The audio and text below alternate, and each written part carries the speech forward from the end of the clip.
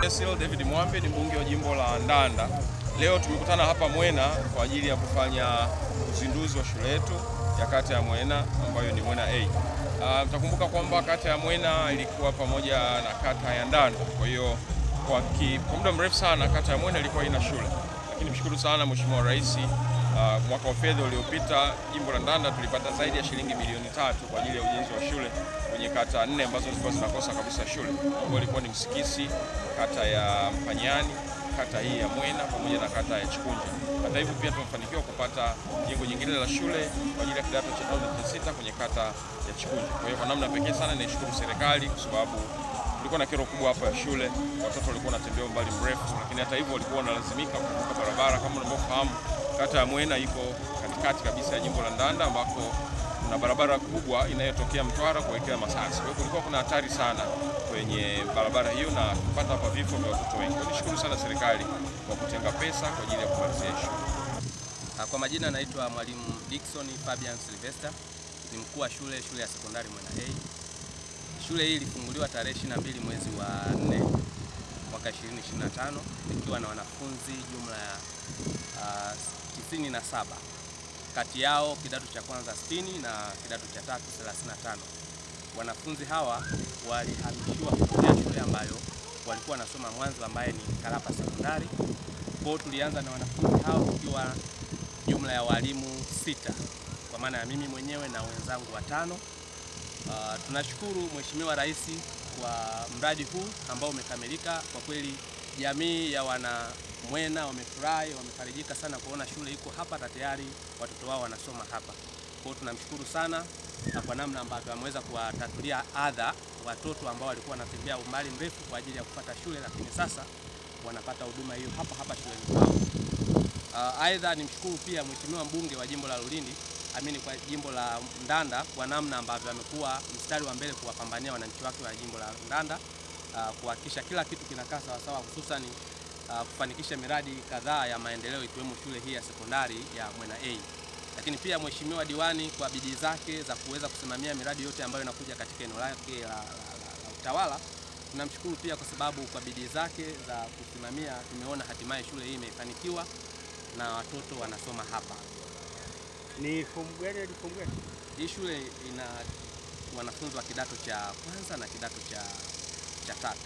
Ingawa ni wanafunzi wa form 1 na kidato cha 4. Kwa mwaka huu tumeanza na kidato cha kwanza na kidato cha tatu. Na walimu waliopo wanatosheleza? Walimu waliopo kwa masomo ambayo yapo wanafundisha na wanatosheleza, ingawa tumeomba na tuna changamoto ya walimu wa masomo ya business study, nafikiri hata serikali inalitambua. Kwa majina naitwa Abdul Isa Rashidi, ni mkazi wa kijiji cha Mwena, na ninapenda kuishukuru serikali ya Jamhuri ya Muungano wa Tanzania kwa kutupambania kutupatia shule ya sekondari hapa kijijini kwetu, kwa sababu imetusaidia kupunguza umbali mrefu. Kwa sababu tulikuwa tunatoka hapa mpaka shuleni ambako tulikuwa tunaenda kusoma kuna umbali mrefu. Kwa hiyo tulikuwa tunaamuka mapema, muda mwingine njiani tunakutana changamoto, wanyama nini. Kwa hapa tunashukuru shule ipo karibu. Tuna uwezo hata kama kuamka saa 12 dakika 20 karibu tumekuja tukafika hapa na tukapata elimu mzuri kabisa. Kwa hiyo serikali tunashukuru kwa kutuwekea shule mazingira ya karibu hapa, na tunaahidi kama sisi wanafunzi ambao tumepata fursa hii ya kusoma hapa tutayaandaa matokeo mazuri na shule itakuwa na matokeo mazuri kabisa. Kwa majina naitwa Rahma Selemani, ni mkazi wa kijiji cha Mwena, nasoma shule ya sekondari Mwena A. Naishukuru serikali ya awamu ya 6 kujengea sekondari katika kijiji chetu, na kwa sababu imetupunguzia mambo ambayo yanaweza tukakumbana nayo wakati tunatembea umbali mrefu kutoka hapa Mwena mpaka shuleni kwetu ambapo tulikuwa tunasoma zamani. Kwa mfano kama sisi wanawake ndio tunakumbana na changamoto kama zifuatazo. Yaani unaenda shuleni njiani unakutana na vijana wadanganyifu, au wakati wanawake wapo kwenye kipindi chao cha hedhi kupo na maumivu makali ya tumbo, inaweza kusababisha mwanafunzi kupata matatizo njiani. Lakini kule kwa sababu kuna umbali mrefu wengine wanaweza simjue ni wapi, lakini hapa Mwena tunapata msaada kiharaka kwa sababu kuna watu wengi natufahamu na tunafahamiana. Kwa hiyo naishukuru sana serikali ya awamu ya 6 kujengea shule ya sekondari. Kwa majina naitwa Shadia Rashidi Majali, mkazi wa Mwena. Nashukuru kwa kujengea shule hii kwa sababu tunatuzia umbali mrefu wa kutoka hapa kwenda shule nyingine. Kwa hiyo tunashukuru kwa kutujengea shule hii. Nashukuru serikali ya awamu ya 6. Mimi naitwa Kipto Thomas, natokea kitongoji cha Mombani. Tunashukuru sana mbunge wetu sisi Umwambe kwa kutuletea shule karibu na maeneo yetu, na tunawashukuru wamisionari kutoa kiwanja.